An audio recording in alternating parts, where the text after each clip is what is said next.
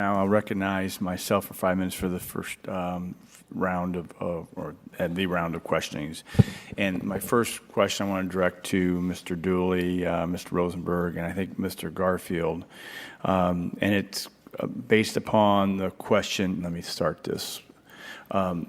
It's based upon the question that I asked Mr. Jones.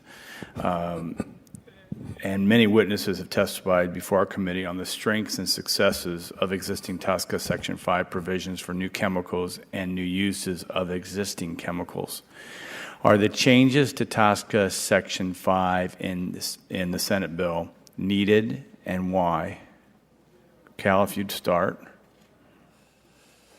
ACC, supports the provisions of the modifications to Section 5 in CSIA.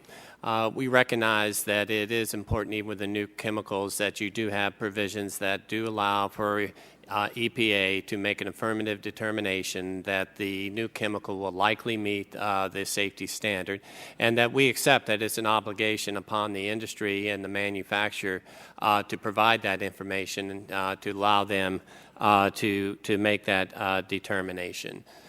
Mr. Rosenberg. Thank you. EPA has asked hundreds of manufacturers for data in the new chemical program since its inception. Without exception, those data have either been provided or they go to where you end up if you really want to regulate a new chemical. And you end up in Section 6. Section 6 has the least burdensome alternative hurdle, which I completely agree with Jim Jones, is an unmanageable hurdle for the agency. So the changes that are made in Section 5 in the bill do one important thing. They do what we're really looking for, which is create a more credible program. And the fact that there's an affirmative determination gives at least most people a level of comfort that things haven't just gone through because the deadline expired. Mr. Garfield. We're still doing some analysis on this, but we're also comfortable with the creation of a more credible program. The two concerns are ones that have been highlighted before. One, making sure that the timeline and deadlines that have been set are ones that are actually effectuated. And then two, making sure that confidential business information continues to be protected. Do you three feel that this has a chance to harm innovation? Well, there's always, that potential if EPA, didn't take a judicious approach. But I would say that with our experience, and is very consistent with what Mr. Rosenberg said, is that EPA's current administration of the New Chemicals Act has been pretty effective. And that it has resulted in the U.S. being at the forefront of bringing new chemicals to the market that are being used safely, that are ensuring that we are at the forefront in developing innovations, and that is validated by the number of patents that we receive, the disparity in terms of the number of new chemicals and new innovations brought into the marketplace in the U.S. versus our competitors in the EU. And so we also know that that there are going to be some provisions, perhaps even under the Administrative Act, that can give us a recourse if EPA oversteps their bounds, even in the request of some information. Mr. Rosenberg. Thank you. The innovation is a delicate thing, and it depends on what kind of market the chemical is going to have, how much volume it will have, and how innovative it is, as to what cost you can bear in going through a regulatory program. Any screening program for chemicals that EPA has will put some drag on innovation because some companies or some chemicals won't be able to bear the cost. But this is a good compromise. This is analogous to what happens in other parts of the world. In no part of the world that I'm aware of, including Europe, does the agency have to make an affirmative finding of safety before a new chemical gets to the marketplace. EPA has the strongest power because it's a pre-manufacturing requirement, not a pre-marketing requirement. So there is no economic value of the chemical yet if it hasn't hit the market. Whereas in Europe, you can go to the market by just filing a piece of paper. And speaking to innovation, I would not want to leave Mr. Garfield without a chance to respond. I also agree it's a reasonable compromise that will be impacted perhaps more by EPA's practice. So in reality, the way this works, including the deadline, is that when you come up against the deadlines, EPA and a company will negotiate a suspension of that deadline to ensure that the progress continues to be made in resolving the open issues. And so in part, a lot of this will depend on whether EPA stays true to the deadlines that you've offered or whether they do not. My time's expired. Chair, and I recognize Mr. Tonko for 5 minutes. Thank you, Mr. Chair. We heard from EPA earlier that cost-benefit analysis should not play a role in the determination of whether a chemical meets the safety standard under a reformed TSCA. The bill before us continues to use the unreasonable risk standard that has historically implied a cost-benefit analysis. A number of stakeholders are on record supporting a safety standard that focuses exclusively on risk, not cost-benefit analysis. For example, ACC's 2009 principles state, and I quote, "Consideration of the benefits of chemicals being evaluated, the cost of methods to control their risks, and the benefits and cost of alternatives should be part of EPA's risk management decision-making, but should not be part of its safe use determinations." In other words, the determination of whether a chemical meets a safety standard for a particular use should not involve a cost-benefit analysis. Mr. Dooley, does ACC still support that principle for TSCA reform? Yes, we do. If if you really look at, our policy is, and if you look at the CSIA, is that there's not a requirement to do a cost-benefit analysis on the prioritization, nor is there a consideration of the cost-benefit analysis in the safety assessment. But when you get to the safety determination, when EPA is making a decision that for some intended use, that there needs to be a restriction, a regulation, or perhaps a ban, then we think it is appropriate that you do a cost-benefit analysis of that specific action by EPA. Because you might have an instance there where, let's just say it's mercury in a compact fluorescent bulb, something that, an innovation that is, contributing to significant energy savings. That mercury is a critical component of that technology. If you had EPA that would choose to ban mercury because it is potentially a hazardous exposure, and they didn't go through and do a cost-benefit analysis, are there other alternatives that can contribute to the same environmental benefits and energy efficiency benefits, it would result in bad regulation from our perspective and bad public policy. Thank you. Dr. Dennison, do you think that cost-benefit analysis should be kept out of the safety standard in a reformed TSCA? Yes, I do, Mr. Tonko. I think I have a different reading than Mr. Dooley of what the bill requires, because I think he stated that that cost-benefit analysis should come in at the point of the safety determination. I think the safety determination needs to be a health-based, risk-based determination on the science. Now, the factors that Mr. Dooley mentions are appropriate to consider in determining how to address a risk for a chemical that fails a safety standard. And the bill needs to make that demarcation quite clear. That's actually how I read ACC's principles back in 2009. Thank you. And Mr. Egregious, does the Safer Chemicals Healthy Families Coalition have concerns that the unreasonable risk standard in the bill before us will not be a pure health standard?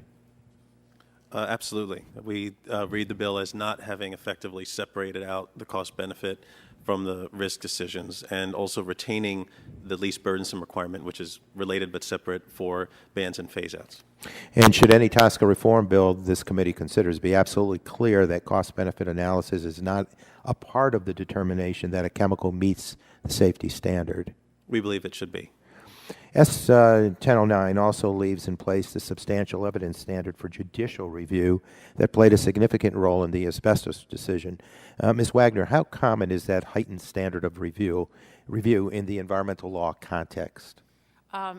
Typically, the agency is held to an arbitrary and capricious standard, so it's very unusual. Will that standard of review make it harder for EPA to prevail in court when it takes action under TSCA than under other environmental statutes? It's definitely a higher burden. I think the case law is a little murky. Some courts actually don't seem to use substantial evidence differently than others, but some do. On balance, it's likely to be a higher burden. Thank you.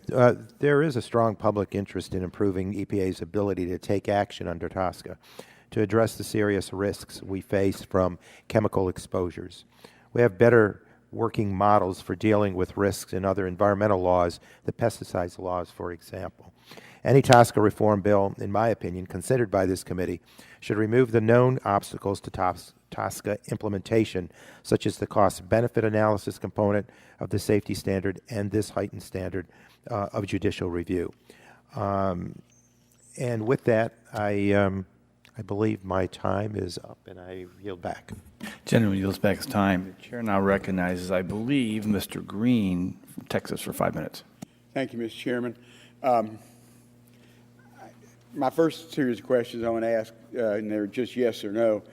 For all witnesses, briefly, do you believe the Lautenberg-Vitter is an improvement over current law, or is status quo preferable?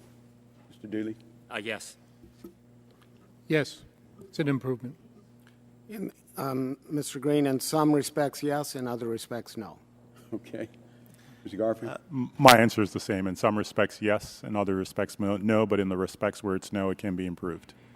Mr. Gray? Say no. With respect to the good science provisions, no. Okay. Well, for all the witnesses, in your opinion, are the issues raised in today's hearings on Lautenberg-Vitter issues that can be improved through clarification, or are there issues that are fundamentally cannot be corrected? Why don't I ask the last four, since you're all the ones that said it wasn't an improvement?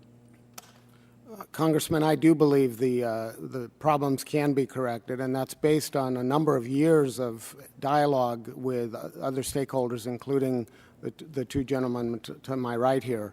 So I think there are solutions at hand if we can get down to the hard work of negotiating this through and find the right balance. Okay. I guess the reason I asked that to start with is that, you know, we know the law from 1976 is old, and we need to update it. But believe me, in a Republican Congress, we're not going to get to where a lot of folks would want to be. But I just want to make sure we move that ball down the field, and that includes passing it through the Senate, because I represent a very urban district in East Harris County that has chemical plants, refineries, and people who live along those fence lines. And so that's why I'd like to improve the law to the best we can get politically through the House and the Senate. Mr. Dooley, can you explain or expand on ACC's views on EPA's authority to require testing of chemicals? Is it, in particular, does ACC support changes to the EPA's current authority to test existing chemicals, and what changes and why? Yeah, we do support, and that's, I think, was one of the, the fundamental, positives about this legislation is for the first time those 60,000 or however many grandfathered chemicals will be subject to prioritization and to a safety assessment, and we support those provisions, and as well as provisions that would give the ability for EPA under new chemicals to have facilitate their ability to access the data that they need to make a determination whether or not those chemicals do meet the new safety standard. Okay. And I know the ACC's position on the safety standard in both current TSCA and a modernized TSCA. Is the safety standard in Lautenberg-Vitter identical to the current standard in TSCA? No, it is significantly different in that in the new CSIA, the CSIA, is that the safety standard of an unreasonable risk to human health and the environment from the exposure to its intended use is the standard there. It does not in any way require a cost-benefit analysis as you do under existing law. So it will make a significant, it is a significant difference from this existing standard. And EPA and other areas in the environment, do they also conduct cost-benefit analysis? I'm not Okay. sure if I need to do a little more research on that one. Significant difference from this existing standard. In EPA and other areas in the environment, do they also conduct cost-benefit analysis? I'm not Okay. sure if I need to do a little more research on that one. And one of the issues is that the Lautenberg-Vitter has an addition of deadlines compared to TSCA. Is that a benefit? Would benefit from the additional deadlines? Well, the issue of deadlines has been a subject of a lot of conversation with Administrator Jones, who was here today. From an ACC perspective, we have no objection to deadlines, but we think the deadlines need to be reasonable. And I thought it was interesting when Administrator Jones was making his statement today. He said he needed deadlines, but the people that we need the information on what is the appropriate deadlines is EPA. We need the information from them in terms of how many chemicals do you think is appropriate of the 60,000 that you want to have go through a prioritization and a safety assessment, and perhaps a safety determination. How many of those can you do, and how many FTEs do you need to do, and what is a reasonable time frame to do those? I think what is difficult for members of Congress in constructing this legislation is to develop arbitrary deadlines that you think EPA can meet. What the legislation attempts to do is put the onus and the burden on EPA to set deadlines that they are compelled to meet, which would then be informed upon the capacity and the expertise that they have to carry out the provisions of CSIA. Okay. Mr. Dennison, your testimony discussed the process for evaluating new chemicals. How would EPA determine if a chemical is likely safe under this legislation? Congressman, the details of that are left to EPA, I think, not specified in the legislation in any detail. But I think the key here is that there is first the affirmative requirement that evidence of safety be available on a chemical in order for that chemical to be sold.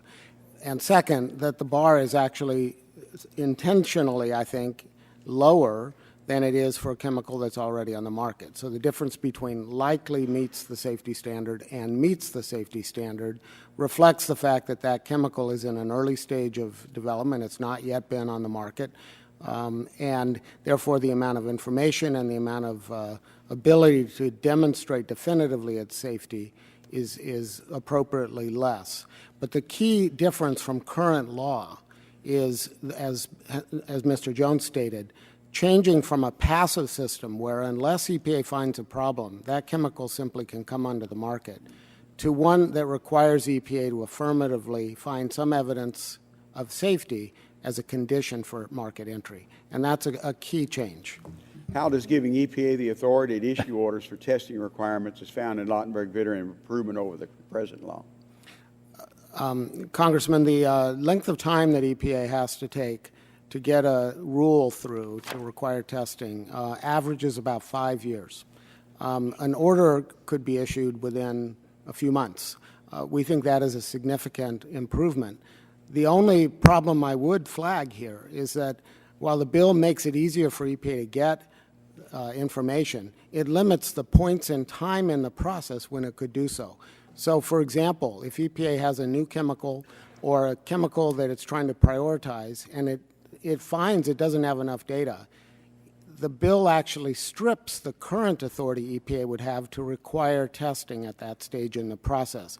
We think that's a problem. So there's some positive aspects of the bill in this regard, order authority and the removal of the requirement to first show risk, but there's also some restrictions on EPA's current authority to actually require testing. Mr. Chairman, I know you've been very kind, but obviously we need to deal with that as a committee when we to address that. Thank you.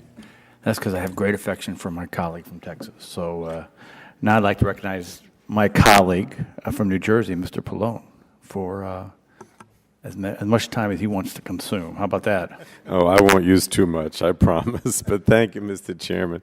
I'm pleased the committee has convened this hearing, and I certainly appreciate the efforts of my late senator from New Jersey, Senator Lautenberg, to bring both sides together on this critical issue.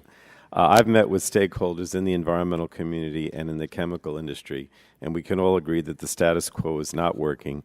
The GAO has included the current TSCA statute in its high-risk series over the last several years, citing EPA's lack of authority to limit exposure to chemicals that may pose substantial health risks. And I believe there are many other issues that all stakeholders can agree upon, including striking the language that compels EPA to pursue the least burdensome requirement that is so strict it prevented EPA from regulating asbestos. So, Mr. Chairman, I hope to work with you and our colleagues to craft a bipartisan bill, and I just wanted to ask two questions, if I could. First is posed to Mr. Dennison, and that is, you state in your testimony that, and I quote, by EPA merely designating a chemical as high or low priority, all states would be precluded from imposing a new requirement on the chemical. So my question is, do you feel this preemption mechanism is triggered too early in the process? And if so, what type of timeline, if any, do you consider practical? I do, Congressman. I think the extent to which the law will restrict states' ability to act needs to be placed at the end of the process of EPA's evaluation and determination of the safety of a chemical, and where necessary, the promulgation of a rule that applies the appropriate restrictions.